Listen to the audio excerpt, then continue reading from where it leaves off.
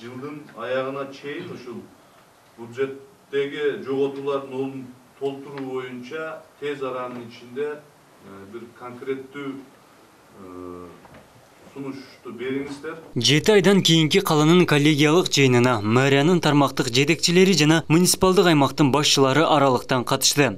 Негизги 3 маселе каралып, жергиликтүү казынанын 7 айга коюлган планынын аткарылышы талкууга алынды. Саламаттык үчүн экономика тармагына чектөөлөрдөн өнөр жай тармагы 40%га кыскарган. Кыргыз-Кытай биргелешкен 40тан ашуун ишканадагы бүгүнкү күнгө чейин жабык. Ишкерлик субъекттеринин ишмердүүлүгү токтотулгандыгынан улам 6 ай ичинде 572 миллион салык жыйноо мерчемделсе, анын 109 миллиону казынага топтолбой калган. Мындан улам салык кызматынын башчысы алдыдагы аракеттер тууралуу баяндады. Биз ошол жеткирилген пландарды аткара албай калдык. Бүгүнкү күндө мына июнь айынан баштап июль, август айларында бизге жеткирилген пландарды биз толугу менен аткарып, ошол учурда жергиликтүү бюджетке тиешелүү пландарды дагы акыркы 3 айда биз толугу менен 100%ден ашык аткарып келе жатабыз. Общий салык боюнча 393 миллион бизде отставание бар эле, планга жетпей калган сумма бар эле, аны акыркы 3 айда кыскартып 338 миллионго түшүрдүк. Отчеттук мезгилде 11 объектиде курулуш иштери жүргүзүлүп жатат. Бүгүнкү күндө 2 бала бакчанын курулушу аяктап, пайдаланууга берүүгө даяр.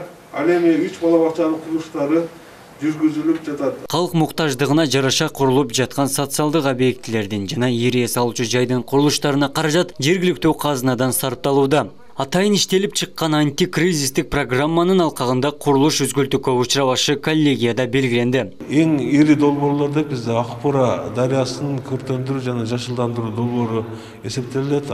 Жалпы жергиликтүү бюджетине 60 миллион сом акча каражаты бөлүнүш керек болсо, биз бүгүнкү күндө 40 миллион сомун жергиликтүү бюджеттен бөлүп бердик. Жылдын аягына чейин жергиликтүү бюджеттен бөлүнө турган акча каражатты толук беребиз. Ошондой эле бул долбоорго республикалык бюджеттен дагы акча бөлүнмөк. Андан сырткары биз Дүйнөлүк банк менен 2 жылдан бери сүйлөшүүлөр жүргүзүп атабыз. Ошол Ош шаарын жана Ош областын өнүктүрүү боюнча долбоор жогорку кеңештен ратификациядан өтүп, президент тарабынан бекитилди. Ошол Дүйнөлүк банк тарабынан 6 миллион акш доллары ошол Акбура дарыясына бөлүнөт. Биз да капыстан келген илдетке туш болуп, тарыхыбызда кыйын учурду башыбыздан өткөрүп жатабыз. Жыйында оорунун күч алган учурундагы медицина мекемелердин ишмердүүлүгү жана каза тапкан бейтаптардын көрсөткүчтөрү тизмектелди. 32 мекеме илдет менен күрөшүүгө тартылып, анын 23-ü жеке менчик болгон. Кызыл зонада 2000ден ашуун дарыгер медициналык кызмат көрсөткөн. Күндүзгү түнкү стационарда эле 16200 бейтап дарыланып чыккан. Жалпы талдоо боюнча каланын 2133 жашоочусу тарткачалдыгып, 98-и каза тапкан. Коллегияда дарылоо мекемесине наразычылыктар тууралуу бир суроолор берилди. Аны менен бирге божомолдонгон оорунун толкунуна элге туура маалымат берүү сунушталды. Ооруканада жаткан бейтаптардын саны 19 болду.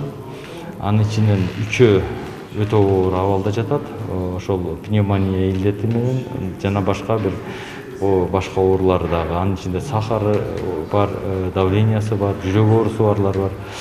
Андан сырткары мына оор абалдагысы 6, орто абалдагысы 5-өө, канааттандырарлык 5-өө.